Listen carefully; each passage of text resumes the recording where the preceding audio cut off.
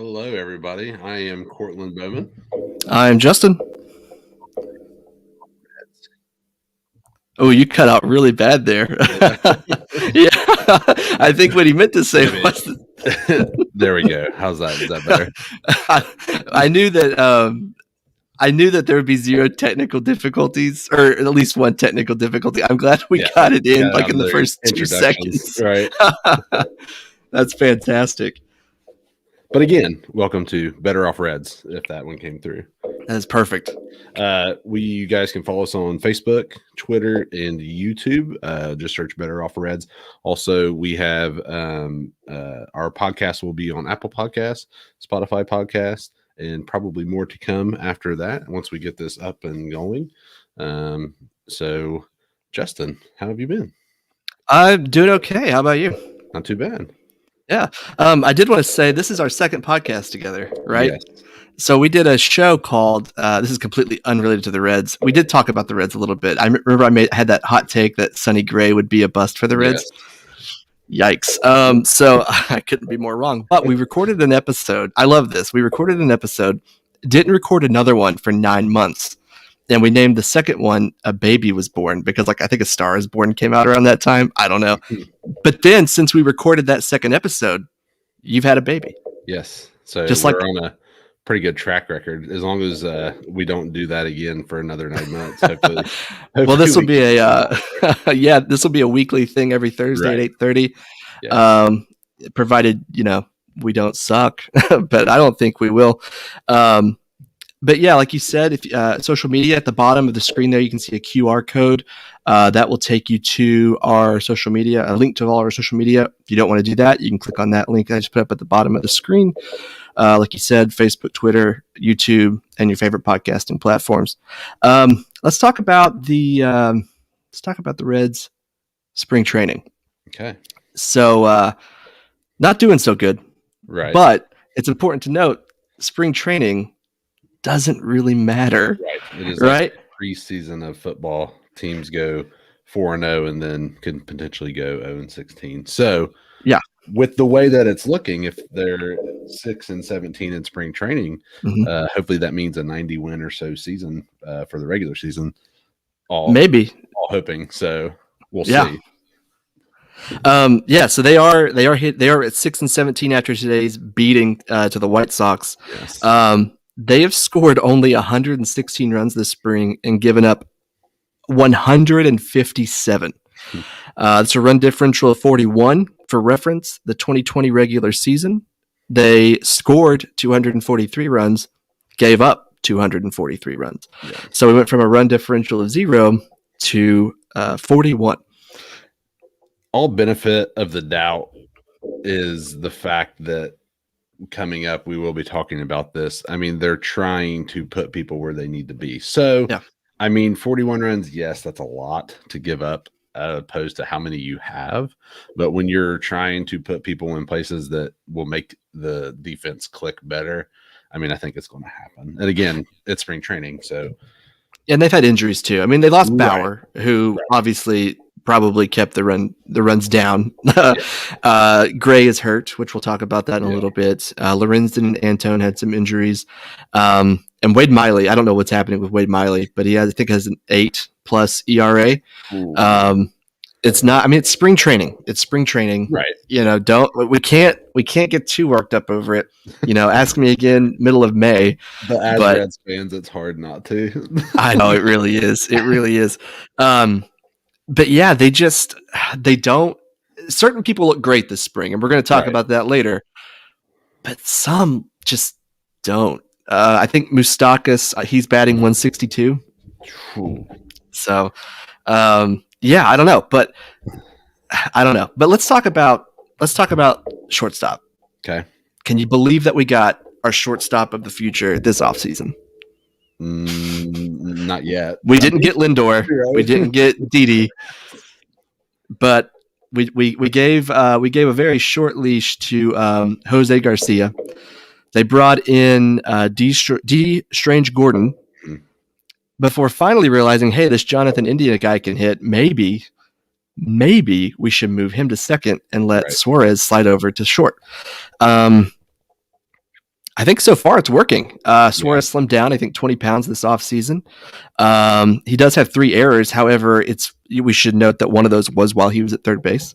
Right. But yeah, an infield of Votto, India, Moose, and Suarez. So I think that'd be very solid. If they're all out there and they're all healthy, I think that's a very good. I mean, because Moose at third, obviously, and Votto at first. I think India is a guy that they've put a lot on, so hopefully he will return the favor. I mean, I know they've been doing that the last, while, getting these people that we think like, oh, they're going to be the dude, like they're so hyped. And I like that India wasn't necessarily as hyped as some of the other ones that we're going to talk about. Yeah. So to be able to get the opportunity when he wasn't picked to be the guy, I hope they do stick with that rotation. I think it'd be really good.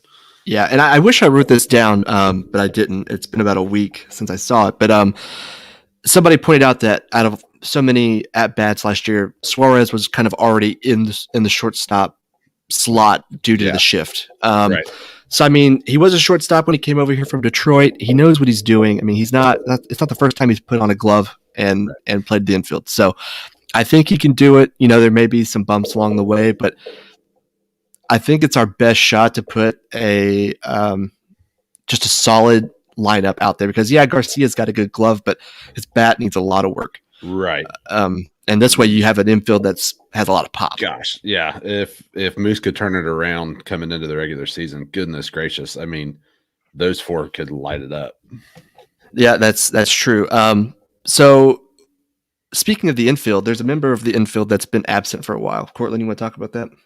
Yes, Joey Votto, good old trusty future bus driver, Joey Votto, got COVID-19, but he is back this week. Today, actually, Mark Sheldon of MLB.com reported that he was back in the dugout and took batting practice today. He didn't do anything in the game against the White Sox, but he was there. So with COVID, that's huge to be able to be around everybody and to take swings with them. So before he had COVID, though, he was batting a 4.44 average with 4 hits and 1 RBI. It was a small sample size of 9 at-bats, but, for the Reds fans that grew up with Votto when we were kids, man, to see him batting 4.44, like that's – it's what you always want him to do every season because he used to do it so well. Again, 9 at bats, take it with a grain of salt. Spring training, take it with a grain of salt. But to have potentially India second, Suarez at shortstop, and Moose at third, to have those 4 in the rotation like that, if Votto couldn't even hit 300 this season with those guys on deck, that should be very good. But we have to remember we've dealt with people that the Reds loved that had injuries before, and it kind of really threw their years off. 2011, Bronson Arroyo, pitcher, also killer guitar player. Yeah, he is. He had mono, and it affected him the whole year. Yeah. But again, COVID, I think it's a little bit different. That's the one we can use as our example. But if you think to get out of baseball and into football talk real quick, when Sam Darnold had mono for the Jets, it really, that ruined his season that year too. So, yeah. It could be a little bit different, especially that he turned around so quickly. But you got to love it. Votto's coming up at the end of his giant contract that he signed when we were in high school. Yeah. But you may have been in high school. I wasn't. Well, yeah, I'm much younger and better looking. So, man, they probably could have that. But, 2 for 2 over there. but to see him go out on a high note for what he did for the Reds, especially in the 2012 season, like just blowing up, would be pretty awesome. And 2, you talked about this, Justin. His swing style, the last couple of years, he was just trying to change it up and trying to work on his swing. And it seemed like before he got COVID this year, he was kind of back to his old normal swing, and he was cranking the thing. So I hope he sticks with it. I hope it turns out good.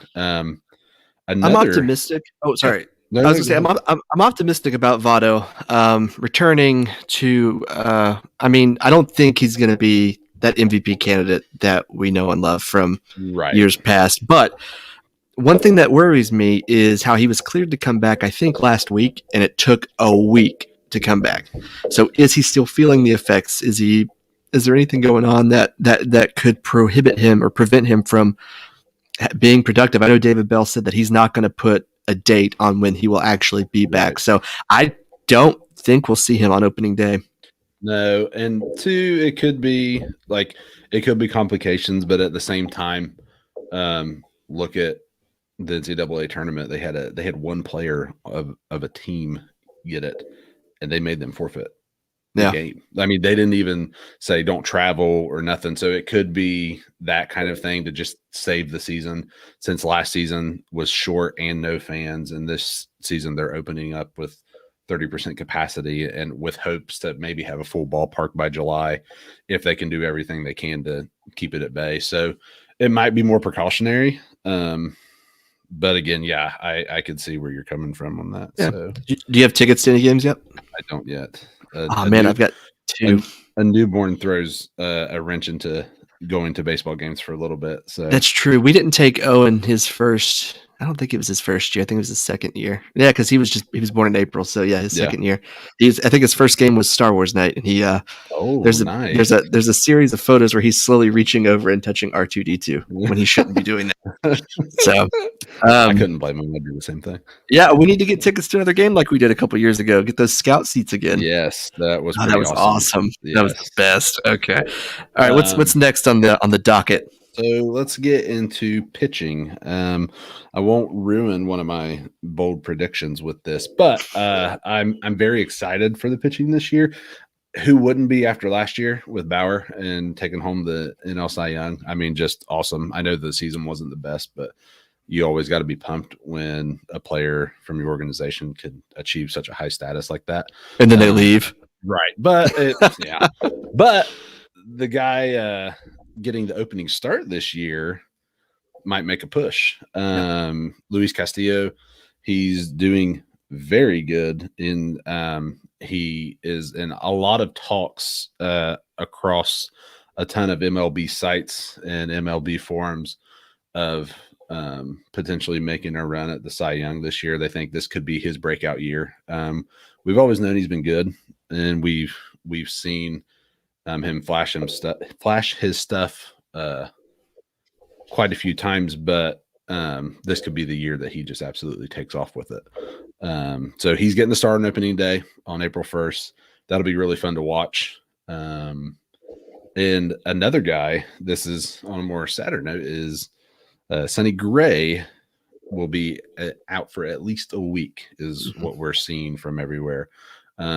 Again, for who he, like you said, I mean, we weren't very happy. I mean, we were happy that they got him, but we weren't very giddy that they brought in Sonny Gray. We're like, gosh, he's just going to be. I wasn't when we got him, but I have been since. Right. He's completely, he's been awesome. And so, like, I think with him being out a week, it could be a precautionary thing. Like, just you don't want to ruin what he's been doing with the guys you have in the bullpen. We have another guy to give us a little taste of what he can do since Sonny Gray will be out. TJ Antone. Mm-hmm. He will start in the bullpen. He had an ERA of 2.8 in 2020. He struck out 45 batters in 35.1 innings pitched. So that's pretty good. I mean, to have him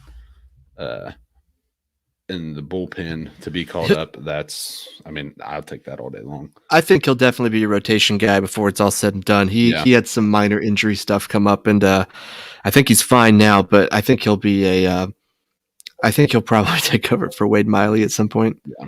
And I think you're good. I was going to say, I don't think Miley will be at the team very long, but we'll see. I've been wrong about a lot of things. Sonny Gray, I'm sorry. But again, I agree with you on that in terms of just the way they performed. And two, if that does happen, I mean, right now we're looking at the rotation of Castillo, Tyler Mahle, Wade Miley, and Michael Lorenzen for the first week. I could easily see TJ Antone taking over for Wade Miley in that rotation if he continues to play the way he's been playing. Yeah, well, they have an off day Friday. Hopefully, that'll buy some time where you don't need that fifth starter, and then Gray can just come back and we'll be steamrolling the division. Yeah, another guy. I mean, last year was so crazy just because of Bauer, but you just kind of forgot about everybody that we have been excited to see. Where he came in and kind of stole the show. So we have also Amir Garrett. Yep. He's faced 6 batters and he struck out 6 batters, and he has declared himself the closer. Yes, he has. Will David Bell declare himself the closer? I don't know. I mean, that's a very good question. So I think you give him a shot. What do we have to lose? With, again, if Wade Miley doesn't pan out,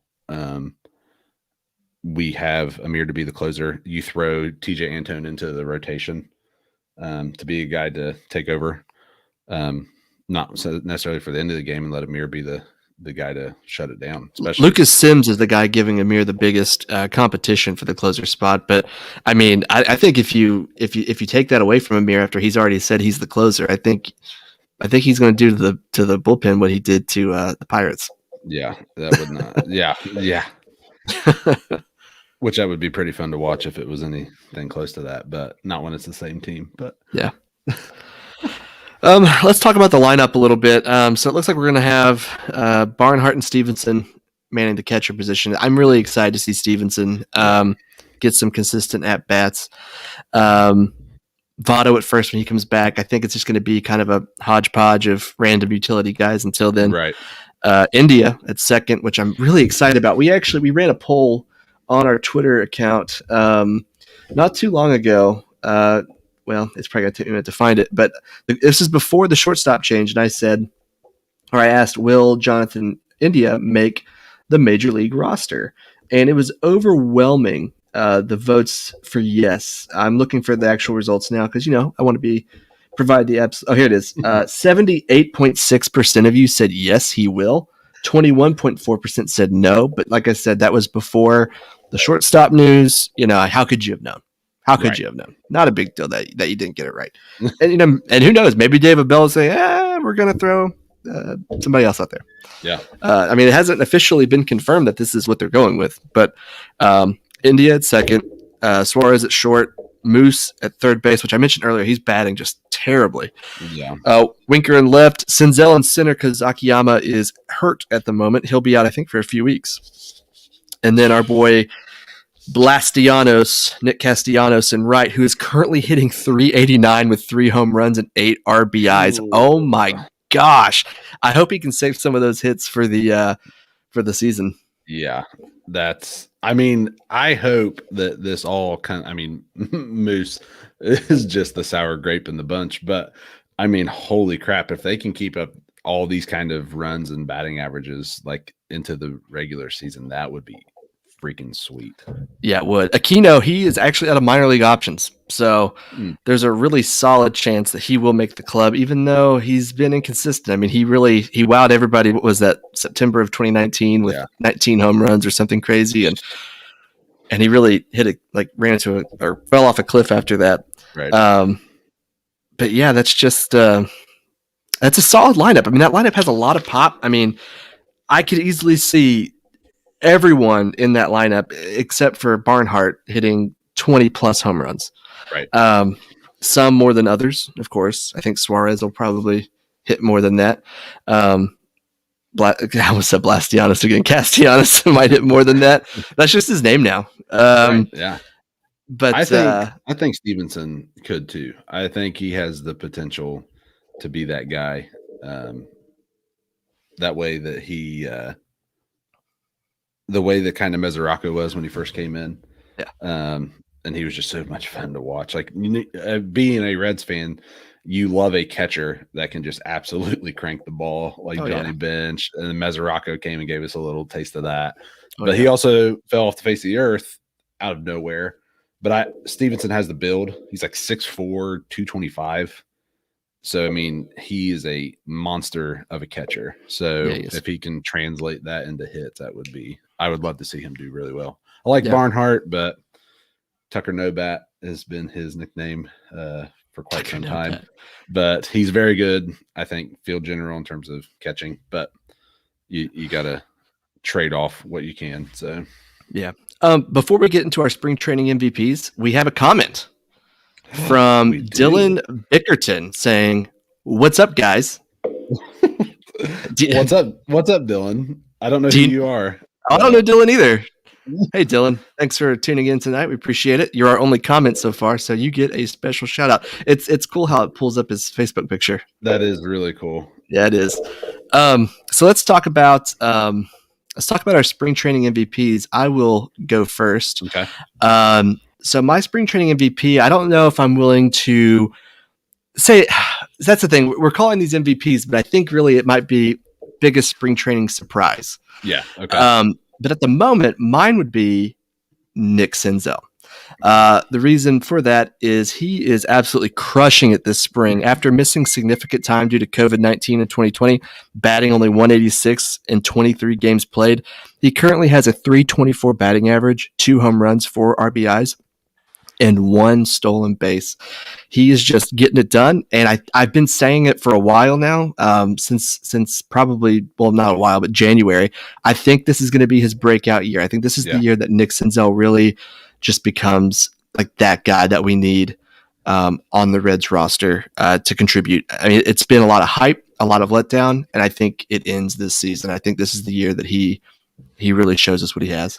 And I will add, for all of you who don't know me and Justin very well, when they took Senzel second overall in 2016, Justin was just all about it. He was so for Nick Senzel, and I was the skeptic. We were very polar opposites on this when he first came in. Justin really overhyped him for me, but again, this isn't football. So getting a second overall pick in baseball is not the same as getting a number 2 overall pick in the NFL draft. The farm systems have to do their magic. Guys can be there for a while. And last year, he got some opportunities and he didn't really do much with them. But again, he did not have the start to a season like he has now. Like Justin said, .324, 2 home runs, 4 RBIs, and 1 stolen base. Yeah. 186 average in 23 games played last year. So that's awesome. I mean, if you 6 and 17 is 23. So that's the exact same amount of games played that he did last year. And he has nearly doubled his batting average. So yeah. I'm there with you. I'm back on the hype train. So yeah, we'll have to see if it translates to the regular season and how he does actually staying healthy. Health has been a huge issue for him. Right. I mean, I want to believe, you know. All right. For me, again, maybe not MVP, but biggest surprise. Jonathan India is my biggest surprise / spring training MVP. Another guy, he did not have as much clout coming in 2018, 5th overall pick to the Reds as Senzel did in 2016. But I remember them talking a lot about drafting him. Other than that, I don't remember much like big talk about him. He is that guy that has the ability to play. He's fun to watch. I get Derek Dietrich vibes from him, but a much better player all around. Just comes with the age, I think. And he's looking for that opportunity to prove himself. Yeah, his 21 spring training stats are batting average of .333, 2 home runs, 5 RBIs, and 1 stolen base. So he is outperforming Senzel in average and RBIs at the moment. So to have 2 dudes that are top 5 picks within the last 5 years playing at that level, like it gets you so excited to watch the Reds.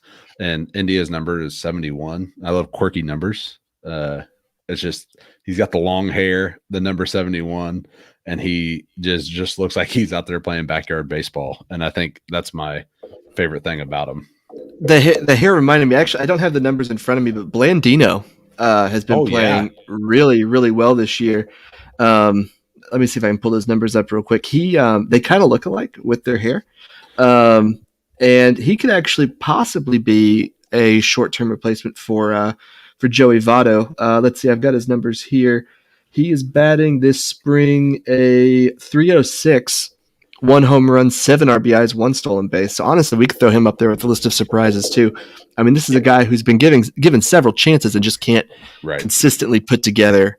He just can't put it together, I guess, when it's mattered the most. So I'm hoping he will maybe get another opportunity. If he does get another opportunity and it doesn't work out, I would imagine that leash is pretty short. Well, obviously, I think it happened. A lot of it happened before the shortstop talk kind of came to a little bit of a close when they were talking about Suarez going to take it. Blandino, there was a ton of people on social media, like in articles wanting Blandino to get a shot at it. They wanted him to be the shortstop. And I have a quote right here from David Bell. And it was before they had decided. Bell said, but when I told Blandy he was playing third base, I said, hey, I haven't forgotten. We want to see you at short too. He said, Blandy has been really impressive with how he's handled everything he's been asked to do. A lot of times, in fairness, he's been left out of the conversation at times for whatever reason. It wasn't intentional, and I'm excited to see him play. I would potentially I know we went and picked him up, but if Moose can't turn it around, I'd put Blandino at third, keep him at third, and they're going to play Moose. Moose won't get benched. He's making, I think, like $8 million a year, something like that, for 2 more years. I mean, Moose is good. Moose is good. He's just not having a good spring. Some guys just take some time to heat up. Maybe in May, we'll laugh all that off, or maybe in May we'll be like, good God, why is he still in there? But I don't know. I think, Moose, I don't think will be taken out of the lineup. It would be cool to see Blandino fill in for Votto if he doesn't start. Yeah. That'd be nice because I'm just the underdog guy, and Blandino also wears number 0. So I'm a big fan of weird numbers. Last guy that filled in for Votto for an extended period of time became a hero in Cincinnati, the Todd father. Yes. Oh my gosh. Yeah. Well, now he's playing for the Pirates, so at least I think he's still there. He might have been cut. I hope not. If he hasn't, that'll add a little bit more spice to the series. Oh yeah. Oh gosh, I don't want to see him in that. Can't do it. All right. So now it's time for us to talk about some bold predictions. Keep in mind, these are bold predictions. They're not meant to be realistic predictions. These are just crazy things that could happen. Probably won't, but we're going to have fun with it. I will go first. My bold predictions, number 1, it'll be Tyler Mahle, who is the Reds' best pitcher, not Castillo, not Sonny Gray. I've been a big Mahle fan since he threw. It was either a no-hitter or a perfect game in the minor leagues. And if you've noticed, every year in our fantasy league, I always get him. And he always does decent. I mean, he's not, he's yet to wow me, but he's always been decent. So that is bold. I think he could do it. He's like, 25, 26? He's probably 30. Gosh, I'm probably saying he's – let me look real quick. I think he's really young. But I think this is the year that he really just breaks out. And I'm not saying he's going to win the Cy Young. He's 26, by the way. Okay. But I am saying I think he'll be the better pitcher between Castillo and Sonny Gray. My next bold prediction, the man himself said he's going to do it. Suarez said he's going to hit 50 home runs. And I'm going to take it even further. He's going to be in the MVP race. Oh, that's great. It would be. He's not going to win a Golden Glove. I just don't think he's going to. I'm not even going to entertain that thought. But I think he's going to break his record, and his own personal record, and he's going to be in the MVP race. Next big one. This one's probably the hardest one to believe. The Reds are going to be buyers at the trade deadline. The Reds and spending money. Yeah, right. Maybe they'll be in a position where they're winning games and they need to add a piece or two. Maybe. Who knows? But that's my bold prediction. And then my last one, this one's really bold. 90 wins, 90-plus win season. The division got worse overall. Everyone got worse except maybe the Cardinals by adding Nolan Arenado. But, I mean, it's not crazy to think that the Reds could finish first in that division. Nah. Yeah. The bats are there. The pitching is there. It just needs to all be there at the same time. We'll see what happens. We did get a comment. Let's see who says I'm dumb. Okay, Sean Barrett. Hey, how you doing, man? Says Suarez is going ham this year. It's his time. I agree 100%, Sean. How you doing, buddy? Haven't seen you in a while. Cortland, are you ready for your bold predictions? I am ready for my bold predictions. All right, here we go. Take it away. Okay, my first kind of goes with yours. The Reds will finish second in the National League Central. Again, I think they can finish first. I think you're right. The division has taken such a hit, and we have these flashes of young talent that we have seen, and they're kind of maturing to a point that I think, like you said, if they do it all at the same time, the team could really gel.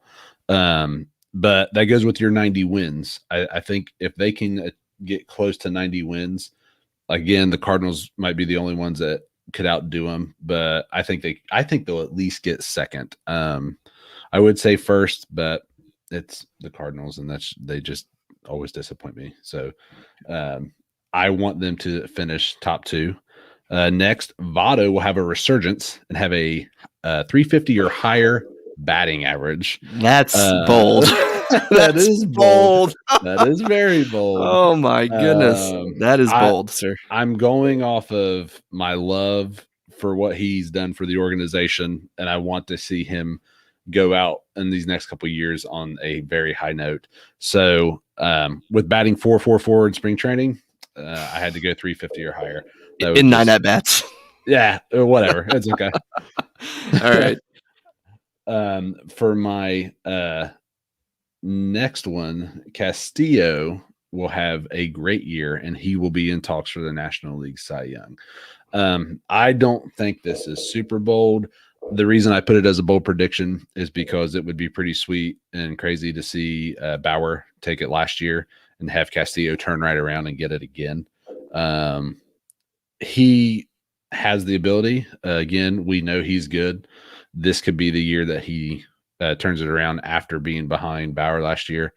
So I think that he might be the Cy Young winner for the National League this year. I don't think it's bold. Yeah. I also think that India will thrive and put an end to the bus picks. This goes with Senzel. I wasn't a big fan of Senzel, but India is my guy. He's kind of the dark horse of the two. I think they give him a shot, and he takes it and runs with it, and in turn make everybody else play better and hopefully have the team get that chemistry that they need to have everything gel at the same time. But yeah, that's my bold predictions. We have another comment. Yeah. Sean asked again, how many years do we have Votto for? It looks like Votto's contract will end after the 2024 season. I believe that last season is a player and team option. I think it's a mutual opt-out clause. Yeah.